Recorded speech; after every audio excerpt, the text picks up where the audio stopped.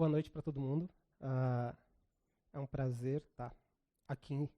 Na verdade, é um prazer estar aqui em cima de volta, porque eu fiquei sem poder subir escada devido à minha cirurgia por um bom tempo. Vocês me veem subindo os degraus, tipo, que nem uma formiga. O Milton, acho que semana retrasada, perguntou se eu tinha alguma coisa, porque do jeito que eu estava subindo, né? Eu consigo subir normal escada, mas o médico recomendou a tomar cuidado ainda por causa disso, por causa da cirurgia. Mas eu estou bem animado, na verdade, com essa série sobre Ageu. Quando o Kaká falou que iria começar essa série, foi algo que realmente animou meu coração.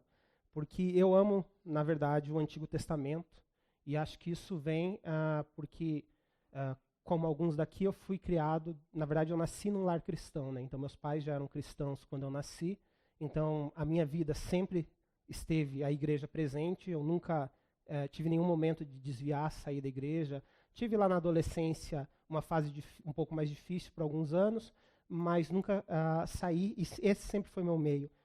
Mas uma coisa que sempre me pegou na igreja foi como se falava pouco do Antigo Testamento. E quando se falava, se trazia algo como um legalismo presente no Antigo Testamento. E eu lembro que uma vez eu vi uma frase, na verdade era um título de um livro, que a frase me pegou bastante. Ela se chamava A Bíblia que Jesus Lia. E foi algo assim que realmente moveu no meu coração, porque eu parei para pensar. Não existia Novo Testamento na época de Jesus. Os apóstolos, os discípulos não tinham Novo Testamento. As cartas de Paulo foram ser escritas lá por 60, 70 depois de Cristo. João escreveu o Apocalipse quase 100 anos, quase já entrando no segundo século.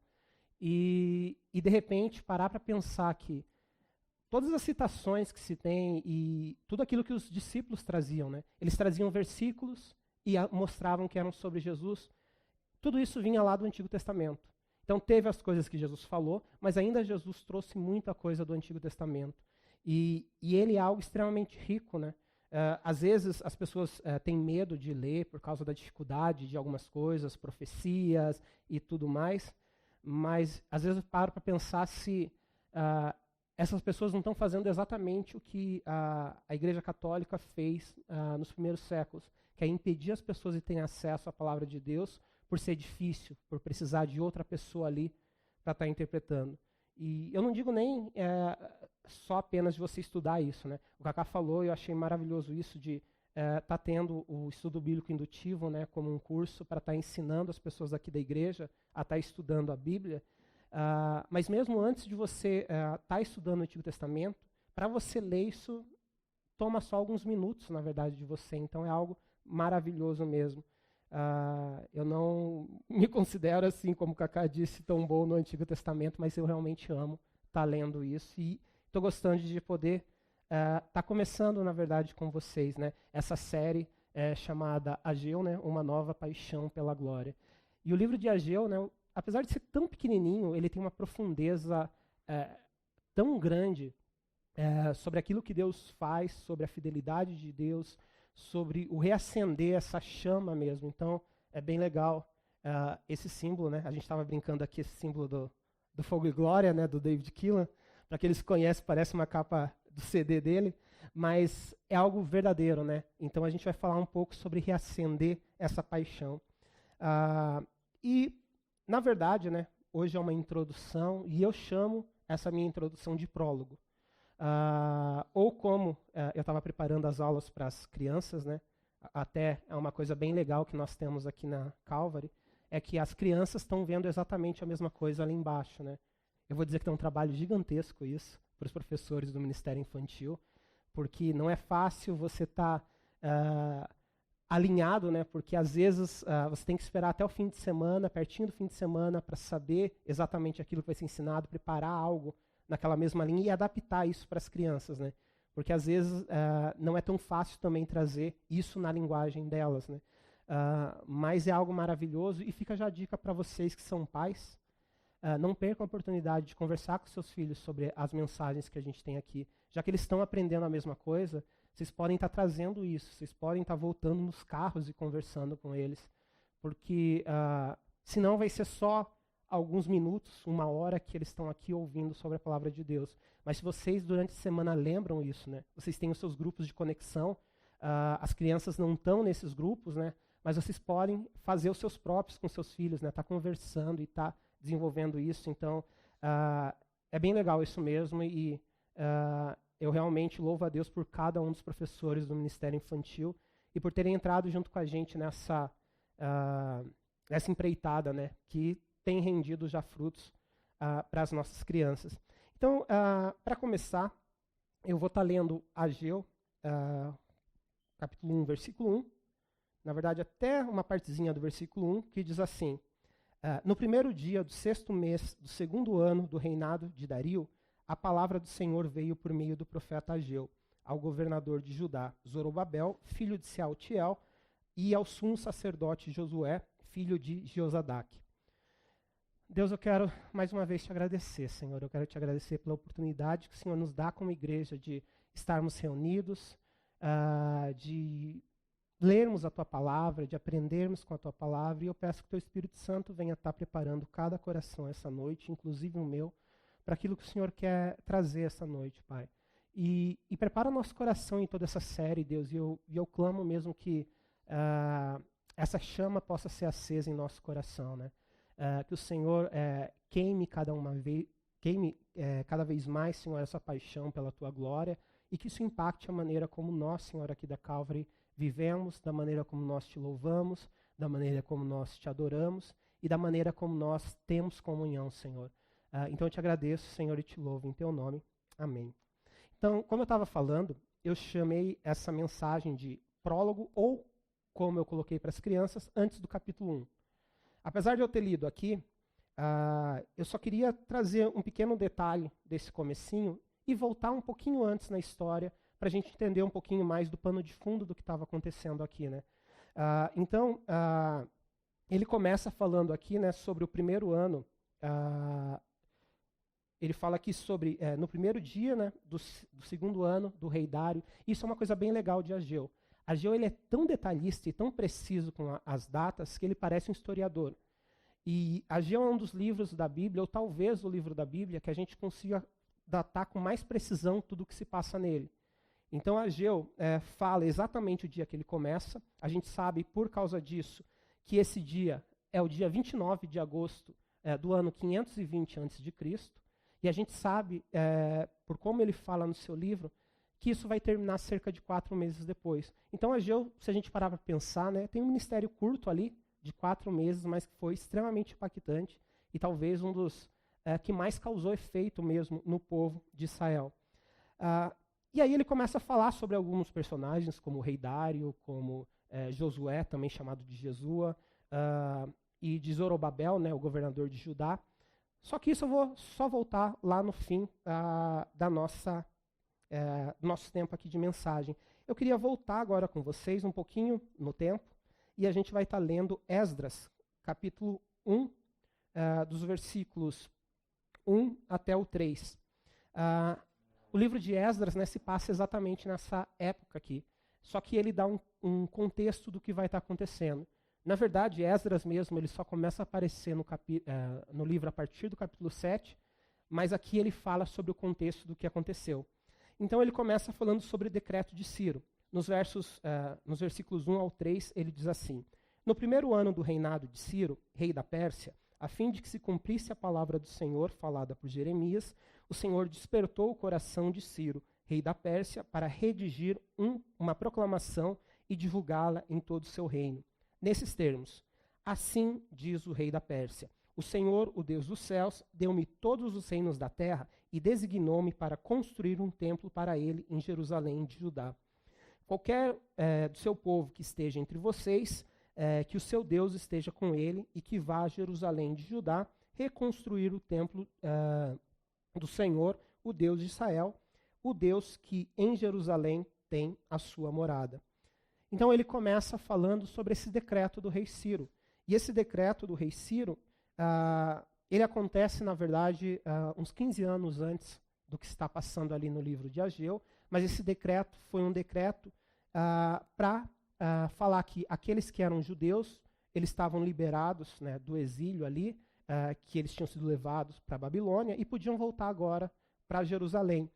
E não só voltar para Jerusalém, mas eles iam poder estar reconstruindo o templo, que já tinha um bom tempo que tinha sido destruído. E aí ele fala, então, sobre essa profecia de Jeremias. E eu quero voltar com vocês, então, mais um pouco no tempo, né? Eu falei que era um prólogo, né? Então, voltar um pouquinho mais para entender exatamente quais eram essas profecias. A primeira delas está escrito em Jeremias, capítulo 25, deixa eu achar aqui, versículos 8 ao 11. Então, a gente sabe que o rei Ciro, né, o rei da Pérsia, ele ouviu essa profecia de Jeremias. Para começar, Ciro não era judeu. Então, Ciro provavelmente era politeísta, ele adorava vários outros deuses, e aí ele ouve essa profecia, e ele resolve cumprir isso. Eu acredito, como muitos, que quem trouxe essa profecia para Ciro foi Daniel, o profeta do livro de Daniel mesmo. Por quê? Porque ele estava entre os primeiros exilados da Babilônia. Então, ele foi trazido na primeira leva, ele tinha contato, né, com os grandes, com os reis, então eu acredito que tenha sido ele. Jeremias 25, do 8 ao 11, fala sobre essa profecia.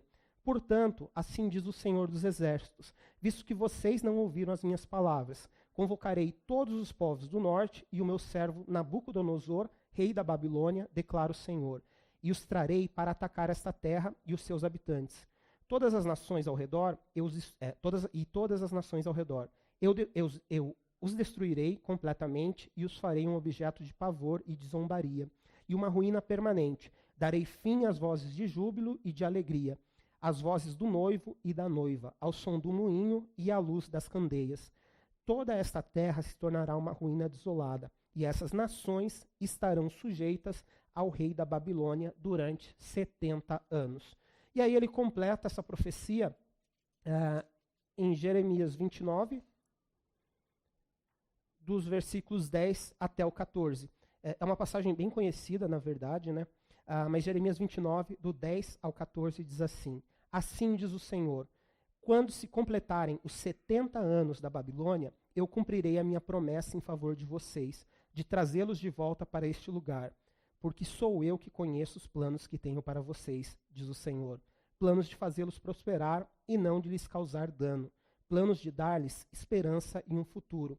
Então vocês clamarão a mim, virão orar a mim e eu os ouvirei. Vocês me procurarão e me encontrarão quando me procurarem de todo o coração. Eu me deixarei ser encontrado por vocês, declara o Senhor, e os trarei de volta do cativeiro. Eu os reunirei de todas as nações e de todos os lugares para onde eu os dispersei, e os trarei de volta para o lugar de onde os deportei, diz o Senhor. Então, nesse pano de fundo, o que a gente ouve aqui nessa profecia? Jeremias fala que durante 70 anos, devido ao pecado do povo, né? A gente sabe que o povo judeu ele era bem inconstante. Então ele está falando da tribo de Judá, ali, a tribo de Israel, né? A tribo do sul. Eles eram inconstantes em qual sentido? Eles sempre se envolviam com outros povos que eram idólatras e começavam a cair na idolatria também. Por isso se repetir tanto, Deus fala que eles vão sofrer um tempo e vão ser levados para fora de Jerusalém. Jerusalém vai ser destruída e por 70 anos eles vão ser exilados, né? A ideia aqui é que eles não eram exatamente escravos no sentido que a gente analisa hoje de escravos. Eles eram como se fossem uma colônia imperialista. Então, eles tinham que pagar impostos ali, eles foram levados à força, foram tirados e não tinham escolha de sair da sua terra. Então, Jerusalém, que era importante para eles, foi tirada deles. E o que acontece? Nesse meio tempo, isso aconteceu por volta de 605 anos antes de Cristo. Por volta de 586 anos antes de Cristo, ou seja, mais ou menos uns 20 anos depois, Nabucodonosor vem, ou o exército dele, né, vem, a guarda imperial, e destrói a cidade de Jerusalém. Eles roubam a prata e o ouro do templo, eles destroem o templo, eles botam fogo no templo, e o povo de Jerusalém viu isso, né, e ficou agora, além de sem a sua cidade, sem o templo. Lembrando que naquela época não era como hoje, que a gente tem várias igrejas, né? Eles tinham um templo, que era o local da habitação de Deus, era o lugar que Deus vinha visitar, era o lugar onde o sumo sacerdote fazia expiação dos pecados, fazia as ofertas, o holocausto para expiação dos pecados do povo. Então, eles estavam sem isso agora. Então, eles ficaram por um bom tempo sem isso. Até que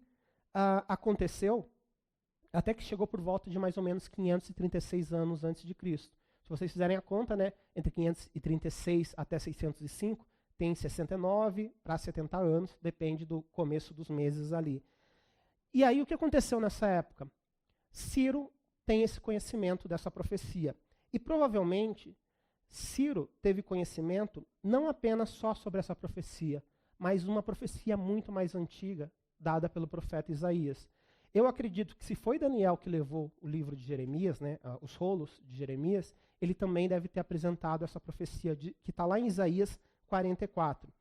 Em Isaías 44, versículo 28, traz uma profecia que eu acho uma das coisas uma das profecias mais assombrosas que eu posso dizer assim da Bíblia.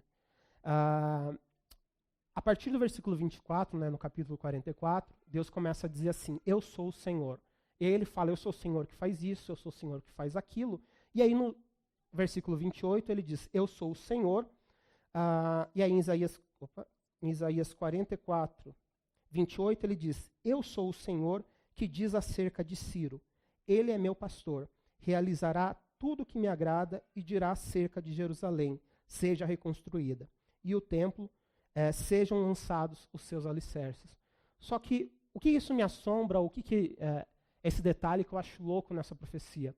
Essa profecia ela foi dita cerca de 200 anos antes de Ciro se tornar um rei.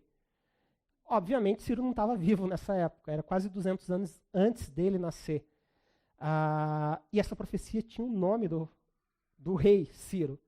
Jerusalém não tinha sido levada em cativeiro, Jerusalém não tinha sido destruída, e Deus fala exatamente o que vai acontecer. Existe um grande historiador judeu, não cristão, né, do primeiro século, chamado Flávio Josefo. Flávio Josefo, ele tem um livro chamado Antiguidades Judaicas, e ele cita sobre Jesus nesse livro, ele cita sobre várias coisas da época, né, porque ele é um historiador e vivia... ele era de Roma, mas aí ele queria escrever sobre tudo que importava ao povo judeu, e ele faz uma citação, Flávio Josefo, esse livro é datado de 90 anos depois de Cristo, dizendo assim, deixa eu ler aqui, ele diz, Ciro sabia dessas coisas ao ler a profecia a qual Isaías tinha deixado 220 anos antes. Quando Ciro se deparou com seu nome mencionado neste lugar em Isaías, 220 anos antes dele viver, ele foi tomado por um desejo santo de cumprir aquilo que estava escrito sobre ele. Imagina você parar, assim você abre assim a sua Bíblia, aí lá na Bíblia está escrito, por exemplo, eu, Senhor, digo que Ricardo, ele vai vir do Camboja, ele vai para Foz do Iguaçu, mas no final ele vai estar em Curitiba. Citar o seu nome e citar aquilo que você é, ele citou a profissão, né? Ele era o rei, e citar exatamente aquilo que ele vai fazer. É algo de se assustar você parar para pensar que o teu nome estava escrito. E sabe, às vezes as pessoas param para pensar, mas e se isso foi escrito depois? Muitos historiadores não cristãos, eles ainda fazem isso, mas por muito tempo eles tiveram uma implicação específica com o livro de Isaías. Principalmente os capítulos 40 até 66 de Isaías, e eles falam que ele foi escrito pelo chamado Deutero Isaías. Deutero significa segundo, então seria um outro Isaías que escreveu isso. E por que eles falavam isso? Porque as profecias são tão precisas de tudo que aconteceu, que eles falavam não pode ser verdadeiro alguém ter escrito isso antes de acontecer. Então, perde o conceito do que é uma profecia, né? Mas eles falavam não podia ter acontecido isso. Então, por exemplo, como que o nome de Ciro pode estar escrito 200 anos antes dele nascer e ser exatamente Ciro que fez isso? Mas também eles falavam, como que podem estar escritas essas profecias, como Isaías 53, e descrever exatamente aquilo que Jesus passou na cruz? Aí eles falavam, não, provavelmente foi alguém que acrescentou isso lá pelo primeiro século, né? Depois que você viu acontecer, é mais fácil você escrever como se algo fosse antigo e tivesse acontecido. E aí eles começavam a debater isso e colocam outras coisas. Mas um dos pontos que eles traziam era isso. Não pode ser algo tão preciso, ser exato. Mas, aí o que acontece? Quando a gente estuda a apologética, que é a defesa da fé, é comum a gente deparar, logo no começo da apologética, com um acrônimo, né, que são as letras iniciais de uma frase ou de algo qualquer para a gente decorar, que em português a gente pode traduzir como mapa. O que é esse acrônimo mapa? Ele é um acrônimo que vai nos ajudar a lembrar a veracidade da Bíblia. Como que eu comprovo a veracidade da Bíblia? Então, M é de manuscrito, A é de arqueologia, o P é de profecia e o último A seria análise estatística. Então, a ideia é que, com os manuscritos, não existe nenhum outro livro antigo que tenha tantos manuscritos como a Bíblia. Então, essa ideia de que foi adulterado com o tempo, sempre cai por terra por causa da quantidade e da data desses manuscritos. As profecias, como essa que acontece aqui, como a profecia sobre Tiro, no livro de Daniel, se eu não me engano, como algo pode ser tão exato e ser datado à escrita antes disso acontecer. Aí chega a arqueologia, né, e a análise estatística. A análise estatística você pega a probabilidade, por exemplo, de como tantas profecias podem estar certo como só um caso. Eu que sou da área de engenharia, né, sei que não é fácil você, quando você trabalha com análise estatística, não é fácil você entrar com essa ideia, é só uma coincidência. Tipo, coincidência é extremamente raro de acontecer. E uma delas é a arqueologia. E com a arqueologia, por volta de 46, uns 70 anos atrás, foram descobertos os primeiros manuscritos do Mar Morto, ou os rolos do Mar Morto. O que esses manuscritos eles traziam de importante? Eles traziam as cópias mais antigas e pedaços de livros espalhados de todo o Antigo Testamento. E aí eles mostraram que, por exemplo, esses capítulos de Isaías de 40 até 66, eles já tinham sido escritos há mais de 300 anos antes de Cristo. Então, eles acharam isso daí, né? Então falaram, não, é 100 anos antes de Cristo. Pelo que eu estava pesquisando, na última datação que se data no 3º século. Então, 200 a 300 anos antes de Cristo, a 400 anos. Não é exatamente preciso a datação por carbono 14, né, dos livros. Mas imagina, então o problema era que foi escrito depois. Aí já matou essa ideia do Deutero Isaías, né? Outros falam, não, ainda existe, porque muda um pouco o estilo de escrita. Mas convenhamos, você passa anos de vida, você muda teu estilo, então isso pode realmente acontecer. E por que eu estou falando isso? Como o Flávio Josefo traz, né, e Flávio Josefo é lá do 1º século, imagina como Ciro esteve quando ele leu isso. As profecias, elas são uma prova do que aquilo que Deus diz é real. Isso é algo tão legal nos profetas no Antigo Testamento, né? Abacuque é chamado um livro de profeta menor, não por causa do teor de importância, mas por causa do tamanho do livro. 2 capítulos, né? Comparado a Isaías com 66 capítulos, né? É um livrinho pequeno mesmo. Mas a profundidade e aquilo que a gente vê, isso mostra que Deus é fiel, isso mostra que Deus cumpre aquilo que ele promete. E o legal, né, é que se a gente para lembrar aquilo que Paulo diz, por exemplo, a Timóteo, em 2 Timóteo 3,16, ele diz que toda escritura é inspirada por Deus e ela é apta, né, ela é boa para o ensino, para repreensão ou correção ou para instrução na justiça. Então toda a escritura está falando de tudo aquilo que foi escrito pelo Espírito Santo. E a gente vê que Paulo acaba acrescentando, e Pedro também, as cartas paulinas, as cartas do Novo Testamento como essa escritura. Mas então a gente vê que Deus usou um rei que não era judeu para fazer a vontade dele. Por quê? Porque Deus é Deus. A gente fica pensando, às vezes fica limitando aquilo que Deus pode fazer. Deus pode usar quem ele quiser. A gente está num tempo, né, já há um bom tempo, na verdade, no qual as pessoas são muito afetadas pela política. É Deus quem coloca, é Deus quem tira governantes. E Deus pode usar a vida de qualquer pessoa para fazer aquilo que é a vontade dele. Então, mesmo que venha, ou mesmo que piore ainda mais o que vai acontecer no Brasil, por exemplo, Deus está no controle de toda a situação. E ele pode usar mesmo uma pessoa que é perversa aos olhos dos cristãos, ou que é perversa mesmo porque nós somos pecadores, para fazer à vontade dele. E aí, então, a gente vê Deus usando, e aí o que acontece? A gente vê, avançando um pouquinho no livro de Esdras, que esse povo saiu e eles levaram mais ou menos um ano para chegar agora a Jerusalém. E a gente vê que duas pessoas foram basicamente os líderes que lideraram esse povo da Babilônia para Jerusalém.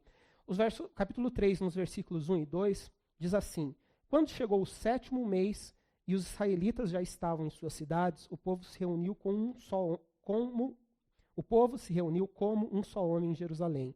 Então Jesua, que é outro nome para Josué, filho de Josadac, então Jesua, o filho de Josadac e seus colegas, os sacerdotes, e Zorobabel, filho de Sealtiel, e seus companheiros começaram a construir o altar do Deus de Israel para nele sacrificarem holocaustos, conforme o que está escrito na lei de Moisés, o homem de Deus. Então o que acontece? A gente vê que tem Josué, ou Jesua, e Zorobabel. Josué era o sumo sacerdote. Ele era um líder espiritual, um líder eclesiástico do povo. Zorobabel, ele era o governante de Judá, ou ele era um dos líderes políticos que se tinham ali. E para mim é extremamente interessante que sejam exatamente essas duas pessoas citadas. Porque se você lembrar lá em Mateus, Zorobabel, ele está na linhagem de Jesus. Então ele era descendente de Davi, ele era da descendência do rei Davi, né? Então a descendência que tinha direito ao trono, e por ele, mais futuramente, chega Jesus Cristo como raiz de Davi também. E pode ser uma coincidência, mas como eu digo, as coincidências são extremamente raras.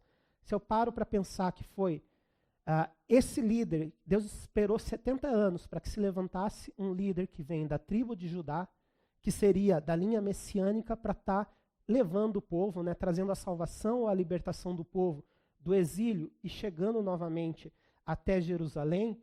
É engraçado de quem ele está acompanhado. O sumo sacerdote se chama Josué, ou Jesua, que em hebraico é Yeshua. E para aqueles que são cristãos, né, sabem que Yeshua é exatamente o nome de Jesus, que significa Deus é salvação.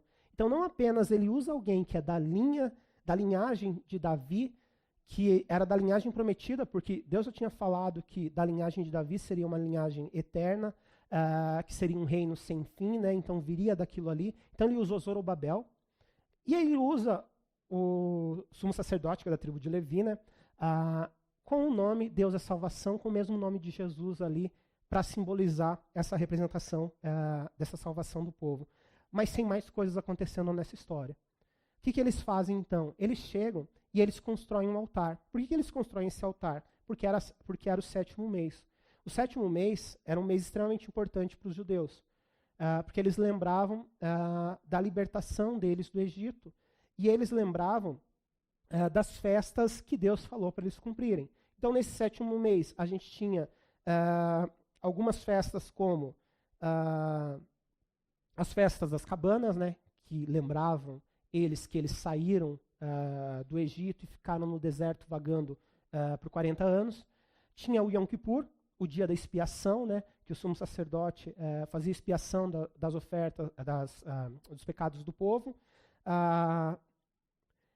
e dentre outras festas. Então era extremamente importante, e aí o que eles falam? Vamos fazer então um altar para a gente celebrar a Deus. Eles estavam extremamente felizes porque eles foram libertados do exílio, eles puderam voltar ali.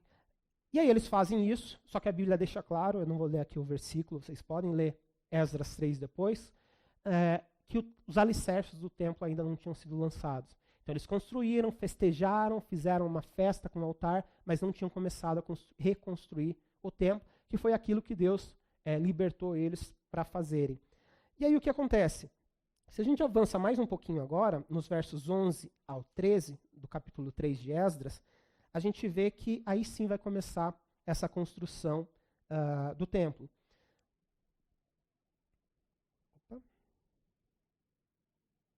Ou melhor,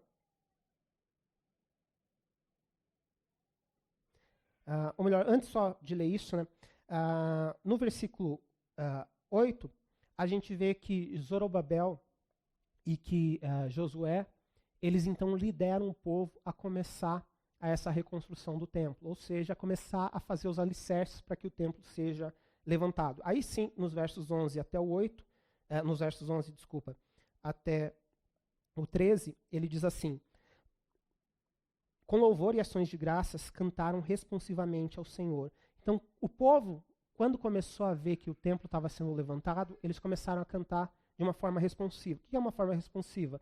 É a mesma coisa que aconteceu lá na época de Salomão, quando o templo, também no segundo mês, começou a ser levantado. Uns cantavam, ele é bom, os outros respondiam, seu amor a Israel dura para sempre.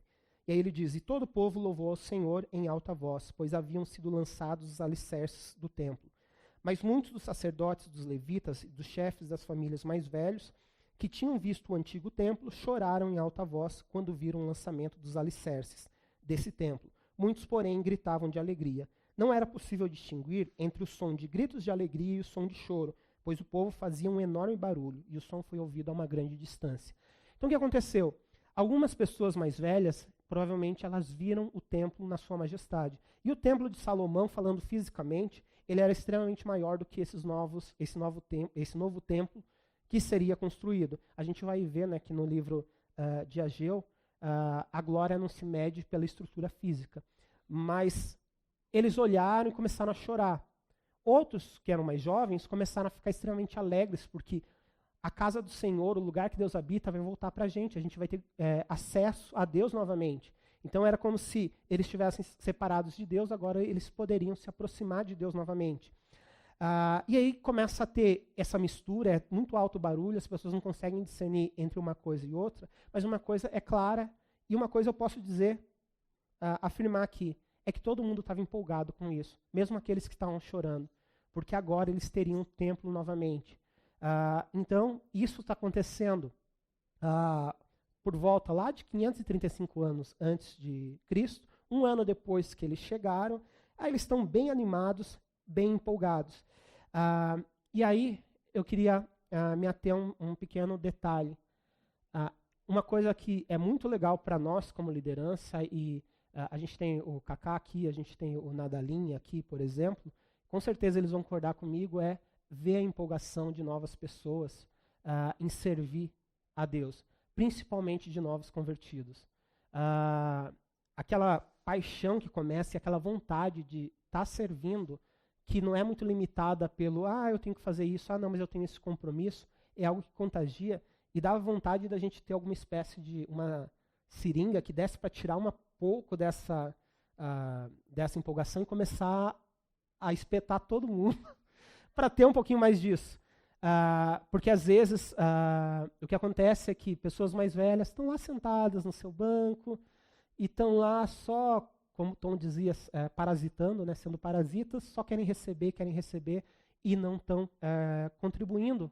E eu não estou falando contribuindo de parte financeira, apesar de ser parte do que tem que ser feito, usando seus dons para a edificação da igreja. E isso, né, é algo que eu já estou na liderança aqui da Calvary há uns 12 anos, e desses 12 anos a 9 anos eu já sou um dos presbíteros aqui, e uma das coisas que eu aprendi com o tempo é agir um pouquinho diferente. Porque quem já me conhece há um tempo, sabe que eu sou uma pessoa que eu posso descrever como realista.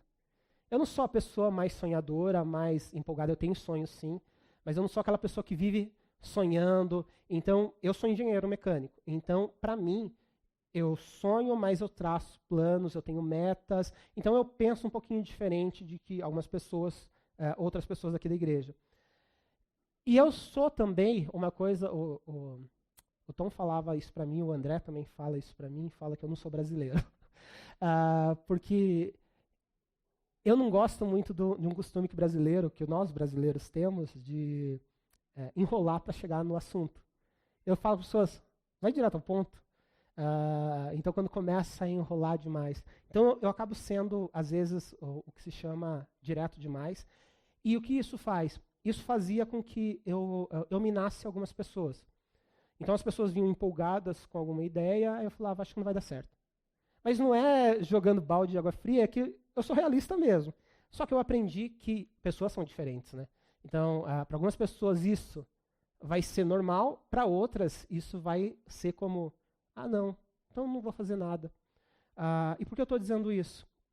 Porque essa empolgação e essa alegria não é algo ruim, é algo extremamente bom.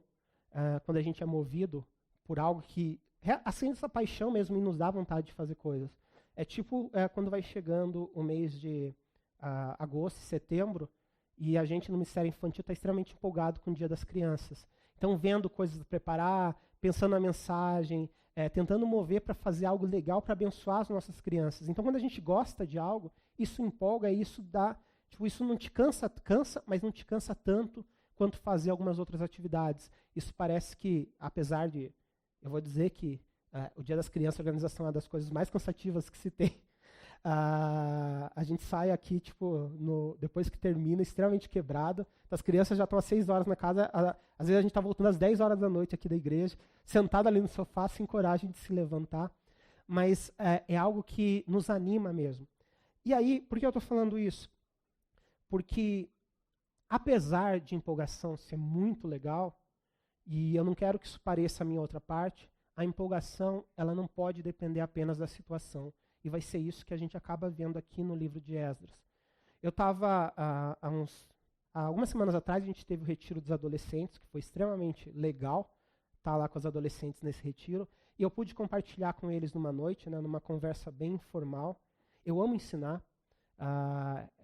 Eu tenho claro que entre os meus dons espirituais, servir e ensinar estão no topo.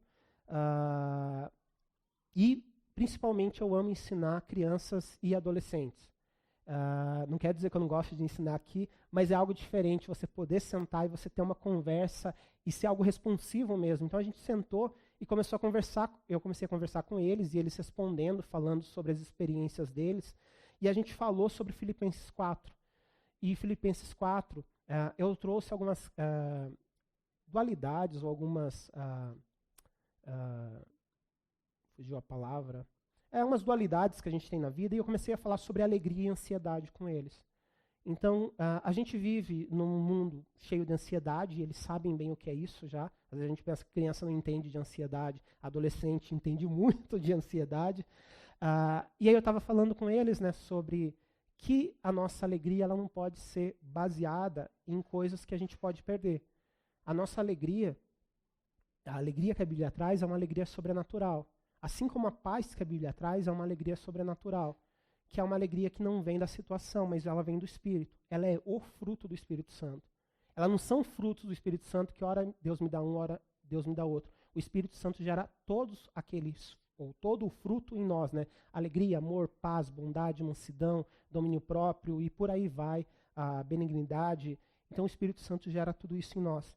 E aí eu estava conversando com eles sobre isso e foi bem legal ouvir deles e situações pelas quais eles vivem e trazer.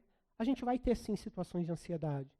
A questão é que, mesmo na ansiedade, a gente consegue olhar para Jesus e se alegrar.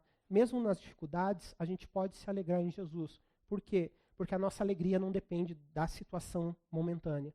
A nossa alegria está em algo que é muito mais firme. Está na rocha sólida, ela não está sobre a areia que se move. E falando sobre...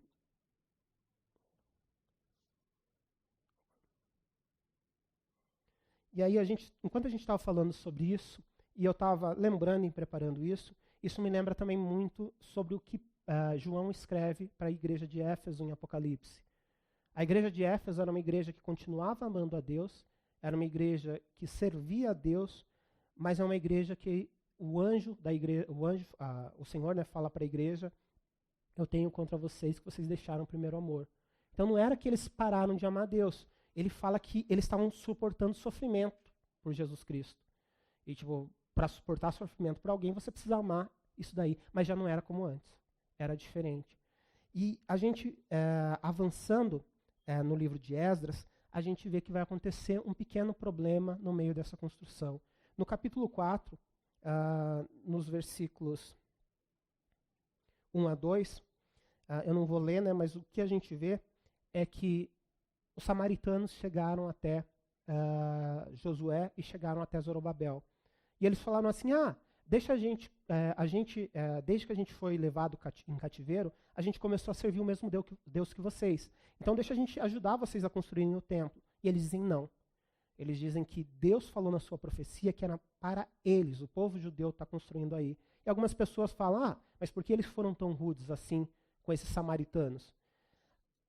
Tem uns pontos aqui que a gente poderia analisar, como a palavra que eles trazem para Deus, né, para a gente só aparece Deus, mas é uma palavra Elohim,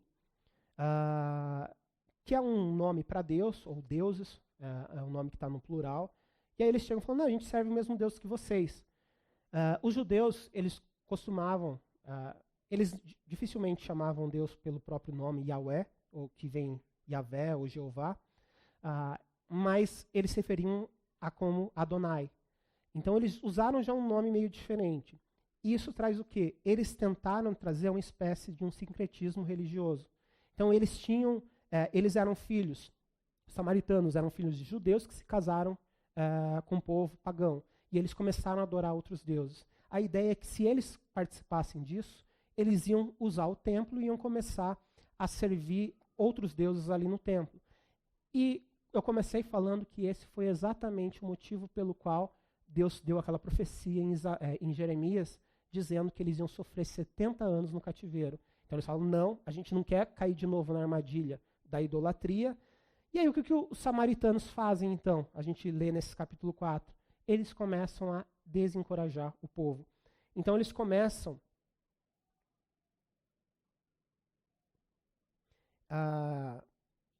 no 4, versículo 4, eles dizem assim, então a gente da região começou a desanimar o povo de Judá e a aterrorizá-lo, para que não continuassem a construção. Então eles fizeram isso, mas eles foram além. Eles começaram a mandar cartas para os reis, falando, aquele povo judeu ele é um povo rebelde. Eles vão se rebelar e vão parar de pagar os impostos. Então façam com que eles parem a construção do templo. E o que aconteceu? Alguns reis não ouviram, aí de repente chega o rei Artaxerxes e ele fala, tá bom, mandem eles parar a construção do templo até que eu diga que isso possa acontecer. Só tinha 1 ano que eles estavam construindo o templo. E aí foi mandado isso separado. Só que o rei Ciro já tinha falado e já tinha dado essa autorização. Se eles realmente quisessem continuar, eles poderiam alegar, mas a gente tem o decreto do rei Ciro, a gente pode continuar construindo. Mas o que acontece? A empolgação deles, devido ao desânimo, que os samaritanos começaram a desencorajar eles, devido ao decreto, tá bom, a gente vai parar. E eles pararam. E eles pararam por 15 anos. Então, Deus tinha tirado eles e por 15 anos eles não constroem, até que chega o tempo de Ageu, até que chega um novo rei, o rei Dario. O rei Dario, ele tem acesso a essa carta, ou a esse rolo, que continha escrito o decreto de Ciro, falando que era para o povo reconstruir. E aí ele começa, vamos reconstruir. Então, apesar de terem pessoas que podem estar nos desanimando, lembre-se de que a nossa empolgação, a nossa alegria, ela não deve estar baseada em situações, ela não deve estar baseada em pessoas. Ela deve estar baseada em Jesus Cristo. Ela deve estar baseada no nosso Deus que nós cremos e no nosso Deus que é fiel. Deus ele não ia deixar que isso acontecesse. Ele libertou o povo para que o templo pudesse ser reconstruído. E Deus move. Em Esdras 5:1, a gente vê, Esdras escreve, né? Ora, o profeta Ageu e o profeta Zacarias, descendente de Ido, profetizaram aos judeus de Judá e de Jerusalém, em nome do Deus de Israel, que estava sobre eles. No versículo 2, então Zorobabel, né, o descendente de Davi, governante de Judá, filho de Sealtiel, e Jesua, que é Josué, o sumo sacerdote, filho de Josadaque, começaram a reconstruir o templo de Deus em Jerusalém. E os profetas de Deus estavam com eles e os ajudavam. Então Deus levantou profetas para encorajar o povo. Enquanto o inimigo tentava levantar pessoas para desencorajar e fazer desistir, Deus levantou os profetas novamente. Não apenas Ageu, mas Zacarias também, para estar encorajando o povo. E o resultado disso é incrível. O resultado disso é que eles terminam de construir o templo. a gente vê, dando um spoiler já do futuro, né? Mas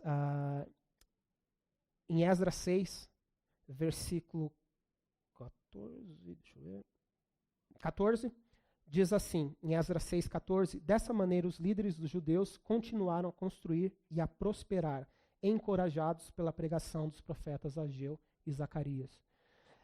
É comum a gente se deparar com pessoas que vão tentar nos desencorajar. E eu quero compartilhar com vocês uma das minhas maiores frustrações que eu tenho na liderança aqui na Calvary ou na liderança de uma forma geral.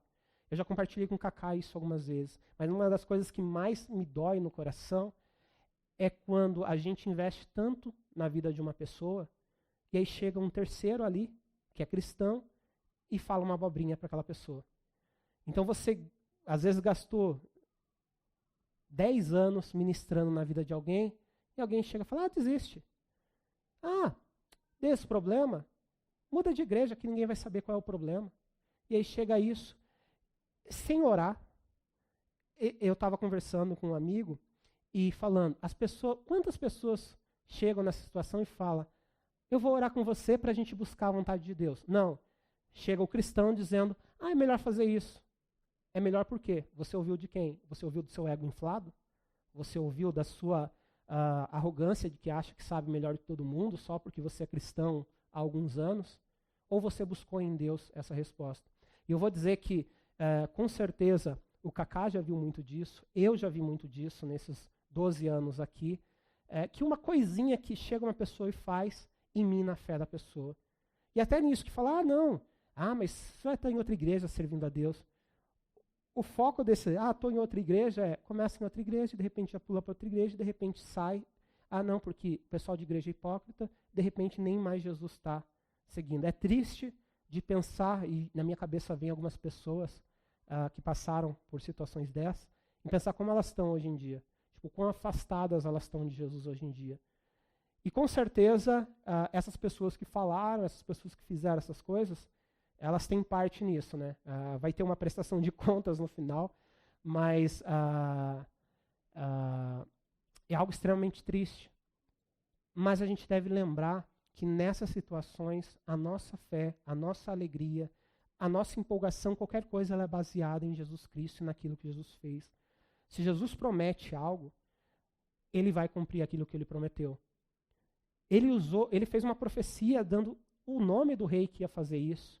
Levou 15 anos para isso estar acontecendo, por causa do desencorajamento, mas Deus levantou esses profetas. E a gente vai ver agora o resultado disso no livro de Ageu. O resultado é maravilhoso quando a gente para analisar um reavivamento que o livro de Ageu vai causar no povo, né? Como o Kaká trouxe o nome, né, dessa mensagem, né, para estar reacendendo essa paixão pela glória de Deus. E Deus, ele é fiel, a palavra dele é verdadeira. A gente sabe isso pelas profecias, a gente sabe isso pela própria Bíblia em si, pela estatística, por tudo mais e pela nossa vivência. Deus, ele cumpre aquilo que ele promete. Mesmo quando pessoas tentarem nos desencorajar, Deus vai levantar no seu povo líderes para estar encorajando. Deus vai estar levantando pessoas que são cristãos para estar te encorajando. A nossa parte é a quem a gente vai ouvir. Então lembre-se em momentos assim, cuidado com quem você busca, até para pedir uma resposta, para perguntar algo. Lembre que a gente como cristão faz tudo com muita oração. Então busque em Deus, peça para Deus levantar pessoas. Não vá na primeira pessoa que vai dizer aquilo que você quer ouvir, porque, convenhamos, a gente geralmente busca pessoas que vão falar aquilo que a gente quer ouvir. Dificilmente a gente quer ouvir alguma coisa que vai confrontar a gente, mas tudo isso é para crescimento. O que o autor de Hebreus traz em Hebreus 10, no versículo 25, é sobre a importância da gente estar se reunindo como igreja para que a gente possa encorajar uns aos outros em amor, para que a gente possa estar incentivando uns aos outros em boas obras. Igreja, ninguém faz igreja sozinha. Como o Kaká diz, a gente tem esse privilégio de estar aqui no domingo, juntos, celebrando a Deus. Não deixe que outras coisas minem e tirem esse privilégio de vocês. E minha oração, né, que enquanto a gente vai estar estudando esse livro de Ageu agora, e que a gente possa ser movido, né, como o título dessa série diz, por uma nova paixão, né, pela glória de Deus. Jesus Cristo é a exata expressão da glória de Deus, e que a gente seja movido por um amor mesmo sobre Ele, que ao olhar essas coisas que aconteceram há tantos anos atrás, que provam que Deus é fiel, que Deus ama, que Deus cuida do seu povo, a gente possa viver um pouquinho daquilo que o Piper ama falar, né, através do hedonismo cristão, que a gente possa se satisfazer em Deus, glorificando Ele através disso, né? O hedonismo cristão diz, Deus, Ele é mais glorificado em nós ou através das nossas vidas quando a gente está mais satisfeito nele. E a gente está satisfeito nele não porque as coisas vão bem, mas porque Ele é fiel, Ele cuida de nós e Ele está conosco em todo momento. E nesse momento, né, o pessoal do louvor vai estar voltando para cá, né, para a gente estar celebrando e adorando a Deus. Mas orem mesmo para que Deus esteja movendo em cada um de nós uma paixão, reacendendo essa paixão mesmo pela glória dele. Amém?